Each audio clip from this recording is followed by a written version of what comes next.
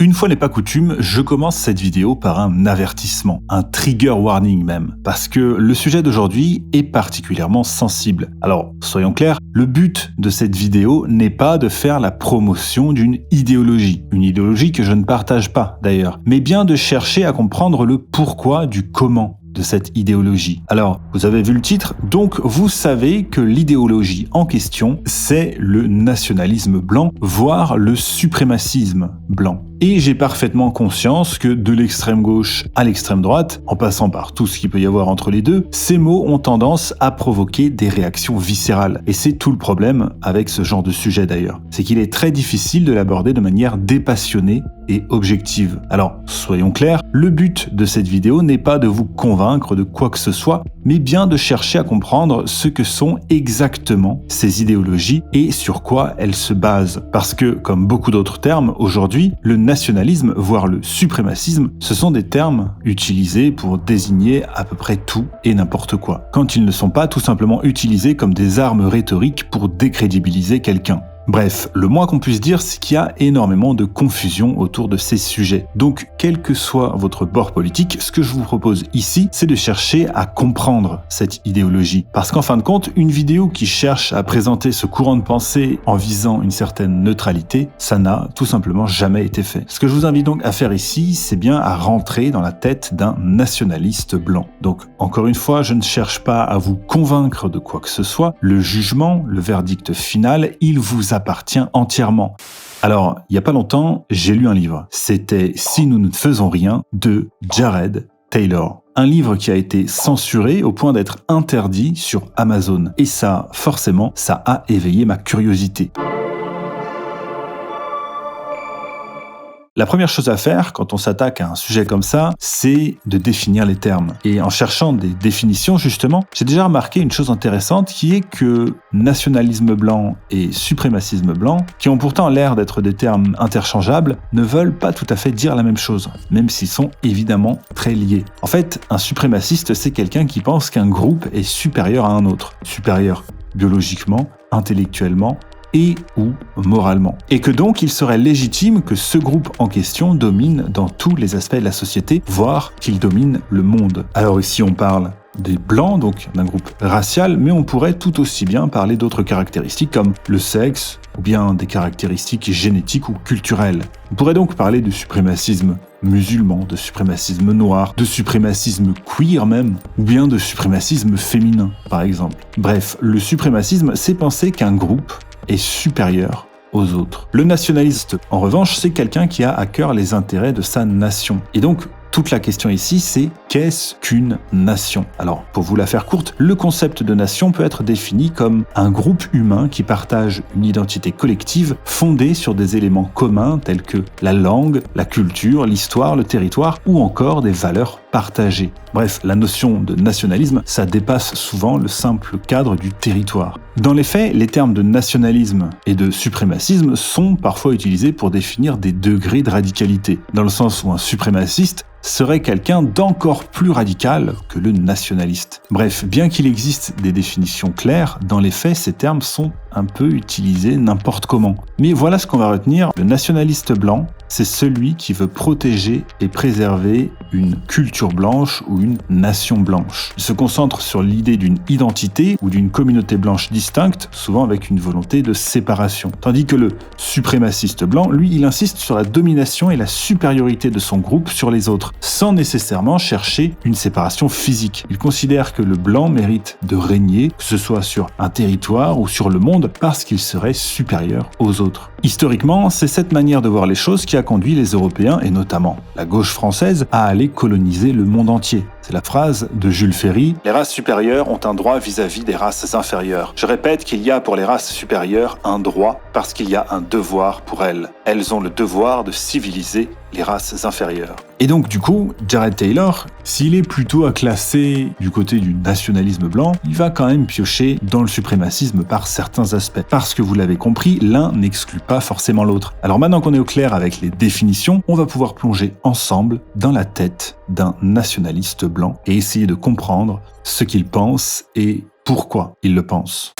Taylor commence son livre en revenant sur un des propos qu'il a tenus en 1997 durant une conférence. « La nation que nous sommes en train d'ériger est une nation dans laquelle nous ne souhaiterions pas vivre. » Et cette phrase-là, elle peut sembler critiquable pour tout un tas de raisons, mais objectivement, les faits lui donnent raison. Alors, je m'explique. Aux États-Unis, il a pu être constaté plusieurs fois qu'à partir du moment où les personnes blanches devenaient minoritaires, elles avaient tendance à fuir en masse ce territoire. Ce phénomène, il a d'ailleurs un nom, c'est le fameux white flight. Et la plus grosse erreur lorsqu'on veut analyser ce phénomène, c'est de penser que ces personnes qui fuient ces territoires où les blancs sont minoritaires seraient des militants racistes ultra-radicaux. Non. C'est tout à fait faux. En fait, la plupart des gens qui fuient, ce sont des gens parfaitement lambda, ou parfois même des antiracistes revendiqués. En fait, s'ils fuient, c'est parfois pour des raisons de sécurité, mais aussi et surtout parce qu'ils ne se sentent plus chez eux. Et ce sentiment-là, il ne touche pas que des ultra-radicaux d'ultra-méga-giga-droite. Lorsque le décor, les habitudes, les modes de vie changent trop, on a une tendance naturelle à vouloir retrouver des gens qui nous ressemblent. C'est un phénomène tout à fait naturel. Et c'est d'ailleurs exactement le même phénomène qui conduit les membres d'une même communauté à vouloir s'installer au même endroit. Toutes les populations cherchent à vivre dans un endroit qui leur ressemble. Pas uniquement physiquement, mais aussi et surtout culturellement. Et ce n'est pas quelque chose qui est propre aux Blancs des États-Unis. Et donc, voilà comment Taylor décrit la cohabitation entre les différentes communautés. Selon lui, la population afro-américaine aurait malheureusement tendance à présenter un très fort taux de criminalité et a eu souvent tendance par le passé à partiellement détruire les villes où elle s'était implantée. À Détroit, par exemple, dans les années 80-90, à la veille d'Halloween, avait lieu ce qu'on a appelé la Nuit du Diable, ou Devil's Night en VO, nuit pendant lesquelles de nombreux habitants sortaient en ville pour incendier de nombreux bâtiments et surtout de nombreuses voitures. Les feux étaient tellement impressionnants que certains faisaient carrément le voyage depuis d'autres États pour assister au spectacle. Le phénomène a commencé à décliner depuis les années 90. Et quand j'ai entendu parler de ces fameuses Nuits du Diable, je me suis dit que c'était quand même vraiment un truc de fou et que c'était vraiment un truc typiquement américain.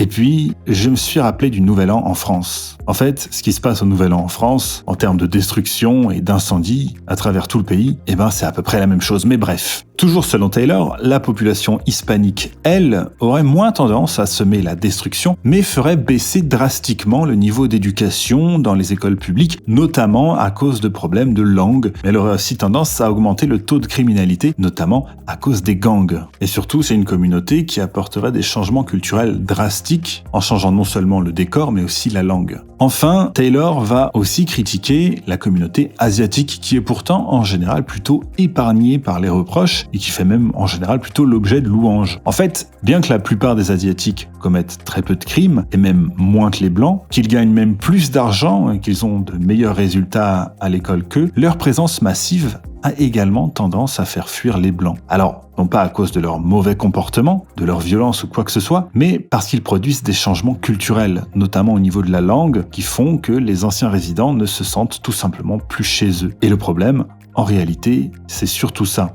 Les Blancs américains ont tendance à ne plus se sentir chez eux. Mais quand ça arrive, on ne parle jamais de déculturation ou de perte d'un environnement culturel, mais plutôt d'enrichissement. Un piège sémantique extrêmement efficace. On ne détruit pas leur environnement culturel, on leur apporte la diversité. Ils ne perdent rien, ils gagnent quelque chose. D'ailleurs, vous l'aurez remarqué, ce terme de diversité, il ne concerne que l'ajout de personnes non blanches dans des environnements majoritairement blancs. Dans le cas inverse, on ne parle pas de diversité et encore moins de chance. On emploierait davantage des mots comme colonisation. Il est d'ailleurs intéressant de constater que pour justifier ces changements démographiques, on fait souvent appel à l'argument de la colonisation et autres territoires volés à travers l'histoire par les Blancs. Les Blancs ont volé et c'est donc maintenant à leur tour de se faire voler. Il n'y a donc pas à se plaindre, c'est simplement justice qui est rendue. Les généreux nicaraguayens ou haïtiens ne viennent pas en Amérique pour apporter leur diversité au pauvre peuple blanc ignare qui risquerait sans cela de se désintégrer parce que trop homogène. Ils viennent dans ces sociétés car les leurs ne fonctionnent pas et qu'ils savent que la vie aux États-Unis y sera plus facile. Dans les faits, ce sont presque toujours des non-blancs qui veulent s'insérer dans des sociétés blanches, tout simplement parce que ce sont des sociétés prospères. Le problème, c'est qu'une fois que ces quartiers sont devenus majoritairement non blancs, ils finissent presque systématiquement par perdre tout ce qui faisait leur attractivité. Et donc, ce que craint Taylor, c'est que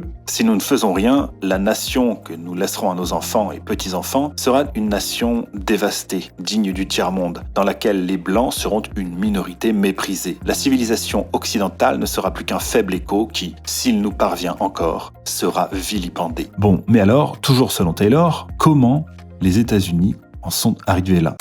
Le grand regret de Taylor, c'est que les Blancs ont perdu toute conscience raciale, contrairement aux autres communautés qui, elles, la revendiquent fièrement. En fait, il n'y a que les Blancs qui se posent la question de leur légitimité. Et historiquement, les deux principales raisons à ça, ce sont évidemment la colonisation et les deux guerres mondiales. Les leçons du passé ont fini par prendre une telle ampleur que ce sont aujourd'hui les plus belles valeurs de l'Occident qui sont en train de le tuer. Selon Taylor, la conviction qu'autrui a des droits qui doivent être à tout prix respectés est une conviction purement occidentale. Et après tout, c'est bien l'Occident qui a imposé les droits de l'homme au monde entier. Le respect d'autrui est typiquement la plus grande qualité qui définit l'homme occidental. L'esprit sportif permet de freiner tout triomphalisme et de protéger le perdant d'une trop grande humiliation. Les règles du sport en équipe permettent d'insuffler un respect du fair-play plus important que l'envie de victoire. Et pour illustrer ceci, il nous parle de l'anecdote de Teddy Roosevelt qui, pendant un match de boxe, alors que le gong venait de sonner la fin du match, se prit un énorme coup en pleine tête, alors qu'il venait justement de baisser sa garde. Et donc, la foule se met à hurler de mécontentement, et ce dernier se met alors à crier à la foule « Il n'a pas entendu le gong ».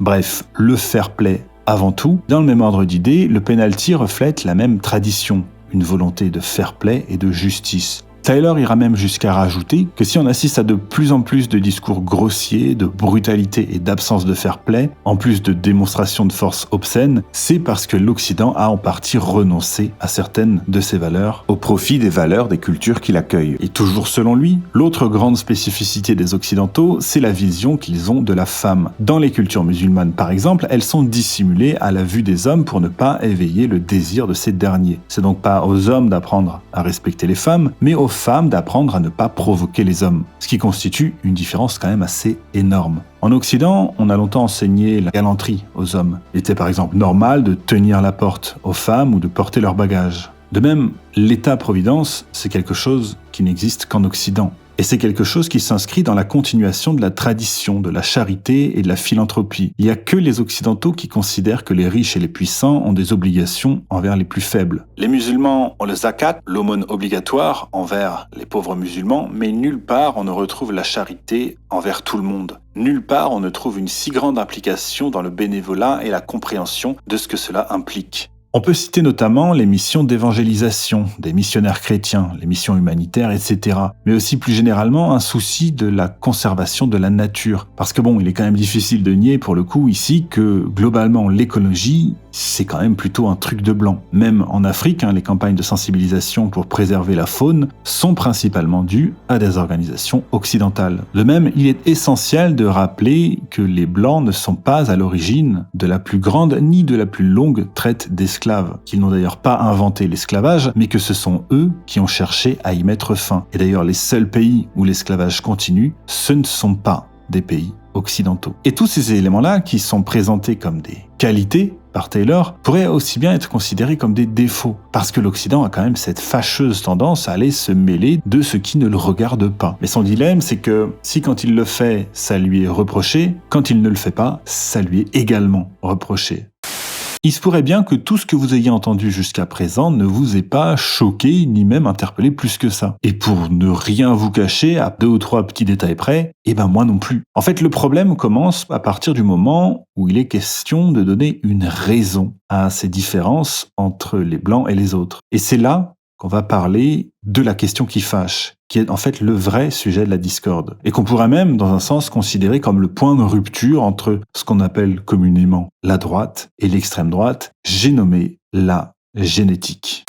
Lorsque Jared Taylor se pose la question de l'origine de la morale de l'Occident, pour lui, ça ne fait aucun doute, cette morale est due à des caractéristiques génétiques différentes. Et c'est vraiment là, à partir de ce moment-là, qu'on bascule véritablement dans une idéologie qu'on peut, à juste titre, qualifier de raciste. parce qu'on n'est plus dans la préférence culturelle, mais bien dans la théorisation de la supériorité d'une race sur une autre. Parce que, comme énormément de mots, le terme de racisme, c'est un mot qui est utilisé à tort et à travers et dont le sens a énormément dévié au fil du temps, surtout ces dernières années. Alors, petite pause ici pour donner mon point de vue sur la question, même si bon, normalement, c'est pas le but de ce format, mais bon, ça fait des années quand même que je fais ce format et je sais qu'il est toujours aussi mal compris et que très peu de gens sont capables de comprendre que je puisse évoquer les points de vue de personnes avec lesquelles je ne suis pas forcément en accord. Parce que le but de ce format, j'ai lu un livre, c'est d'exposer les avis d'auteurs, de penseurs et autres en proposant des synthèses de leurs livres. Donc, je réitère ici, je ne partage pas les opinions de Jared Taylor. Déjà parce que la supériorité génétique me semble très surévaluée et qu'en réalité, les principales inégalités sont dues à des différences culturelles. Cependant, je regrette qu'il y ait une telle omerta autour de ce sujet. Parce qu'une bonne manière de mettre fin à tous ces débats serait justement d'oser confronter les points de vue, d'en parler plutôt que d'interdire, de censurer ou de criminaliser toute forme de débat à ce sujet. Enfin, je pense que mettre en avant une soi-disant supériorité génétique ou biologique est contre-productif et totalement clivant. Le sentiment d'appartenance à un groupe, à un peuple ou à un pays peut largement suffire à créer une volonté de perpétuer une civilisation ou une culture. Être attaché à ses ancêtres et ou à sa culture, c'est non seulement normal, mais c'est même un besoin. Et c'est effectivement l'un des plus grands manques de l'Occident actuel. Tout conduit les jeunes occidentaux à se haïr eux-mêmes et à haïr leurs ancêtres et leur passé. Et c'est effectivement un énorme problème. D'ailleurs, je profite de cette petite pause pour vous l'annoncer. Ceci est le 90e épisode de ce format. J'ai lu un livre. J'avais prévu d'en faire 100. C'était prévu dès le départ. Il m'en reste donc plus que 10 à faire. Et ce sera terminé avec ce format. Ensuite, je me consacrerai quasi intégralement à mon format mot d'investigation. Un format dans lequel je peux me permettre des analyses parfois beaucoup plus subjectives et vraiment donner mon opinion. D'ailleurs, j'en profite aussi pour vous dire que j'ai ouvert une nouvelle chaîne sur laquelle je vous propose de retrouver toutes mes vidéos disparues et c'est entièrement gratuit. Ça s'appelle le Musée Modin et je vous mettrai le lien en description. Et dernière chose avant de reprendre la vidéo, je compte lancer un tout dernier concours sur cette chaîne, dans lequel je vous proposerai tout simplement de réaliser votre propre épisode de J'ai lu un livre. Donc voilà, comme ça, vous êtes au courant, vous pouvez déjà commencer à vous lancer dans l'aventure, mais bien entendu, je vous donnerai les détails plus tard. Bon, mais alors souvenez-vous, en début de vidéo, on avait défini le suprémaciste comme quelqu'un qui pense que le groupe auquel il appartient est supérieur aux autres, que ce soit biologiquement, intellectuellement ou moralement. Bon, avec Tyler, il n'y a pas tellement à choisir parce que pour lui, la supériorité des Blancs, elle s'exprime à tous les niveaux. Et il va même plus loin parce que selon lui, même cette morale supérieure aurait des origines génétiques. Quelle est l'origine de cette morale? Il ne fait pas doute que les caractéristiques génétiques jouent un rôle prépondérant. On citera les traits de personnalité tels que l'introversion, extraversion, le respect de l'autorité, la foi dans les principes religieux ou l'impulsivité. 50% des traits sont dus à l'hérédité. Il est donc possible qu'il existe des bases biologiques raciales à ce que l'on pourrait appeler la personnalité de base des Blancs, tout comme il en existe dans l'intelligence moyenne. Selon la théorie de Darwin, le but de toute espèce vivante est d'essayer de se reproduire et de conserver des gènes distincts. La continuité génétique serait donc une fin en soi, non seulement pour les êtres humains, mais aussi pour toutes les autres espèces. Et c'est vraiment ça qui est au fond de la pensée du nationaliste blanc, la conservation d'un héritage génétique. Donc on dépasse largement la simple question de la continuité culturelle. Et bien entendu, le nationaliste blanc s'oppose fermement au métissage. Bien qu'en réalité, même dans les sociétés multiculturelles, le métissage reste relativement rare puisque toutes les sociétés humaines ont une tendance à rester plutôt endogames. En fait, le grand regret des nationalistes blancs, c'est que la loyauté ethnique ait été totalement discréditée. Mais encore une fois, uniquement chez les blancs. Pour les autres ethnies, c'est quelque chose qui reste non seulement toléré, mais parfois même encouragé. En Occident aujourd'hui, les Blancs subissent tout au long de leur vie une propagande qui leur vante les mérites de l'immigration, du métissage, des minorités, et de l'autre, avec un grand A, au détriment d'eux-mêmes. Alors que les minorités, elles, sont encouragées à rester fières de qui elles sont, à protéger leur identité, leur culture. Et plus encore, on leur dit en permanence qu'elles enrichissent le pays dans lequel elles vivent. Et quoi qu'on pense du nationalisme blanc, on ne peut que constater une chose, ce deux poids deux mesures évident est en très grande partie à l'origine de la montée de mouvements comme le nationalisme blanc. Dans un article de 96, Jared Taylor écrivait ceci. Plus nous nous expliquons, plus nous comprenons que nous avons perdu toute conscience de race. Pourtant, la conscience de race est de retour. La discrimination positive, les crimes interraciaux et le parti pris anti-blanc des médias en sont des révélateurs quotidiens. Il y a également de plus en plus de groupes et de médias alternatifs qui affirment l'intérêt des Blancs à retrouver leur fierté. La conscience raciale est en marche. Son influence ne fera que s'accroître et sa légitimité fondamentale ne fera que s'affirmer. Alors maintenant, j'aimerais m'adresser tout particulièrement aux antiracistes revendiqués, qui sont souvent des gens qui en réalité haïssent profondément l'Occident. Bref, à tous ces antiracistes qui auraient eu le courage de rester jusque-là, j'aimerais leur poser plusieurs questions. Déjà, est-ce qu'ils se rendent compte qu'ils sont les principaux vecteurs de ce fameux retour de la conscience raciale contre laquelle ils sont pourtant censés lutter? Parce que rien ne soude plus un groupe que les critiques et la détestation. Si aujourd'hui des mouvements comme le nationalisme blanc gagnent en importance, c'est avant tout en réaction à la haine déployée envers les Blancs, leur culture, leurs goûts et leurs habitudes. Et je n'arrive même pas à concevoir qu'on ne puisse pas avoir conscience de ça. L'autre question que j'aimerais leur poser, c'est est-ce que vous pensez sincèrement que si une autre civilisation que la civilisation occidentale était au sommet du monde, les choses se passeraient mieux, les minorités seraient mieux traitées? Et est-ce qu'on attacherait autant d'importance au progrès qu'aujourd'hui, que ce soit en termes de progrès sociaux ou technologiques? Et ces questions, je les pose vraiment sincèrement et j'espère que certains auront le courage de me donner des réponses. Alors voilà, ça faisait quand même très longtemps que j'avais pas fait une vidéo sur un livre aussi problématique. J'espère que ma démarche sera comprise, même si j'ai de très gros doutes, comme d'habitude. Et d'ailleurs, j'ai prévu de faire une autre vidéo basée sur 2 chapitres en particulier de ce livre que j'ai trouvé particulièrement intéressant. Et normalement, ça devrait sortir la semaine prochaine, si tout se passe bien. Alors voilà, comme je vous l'ai dit précédemment dans la vidéo, le format « J'ai lu un livre » continuera jusqu'à l'épisode 100. Ensuite, ce sera la fin.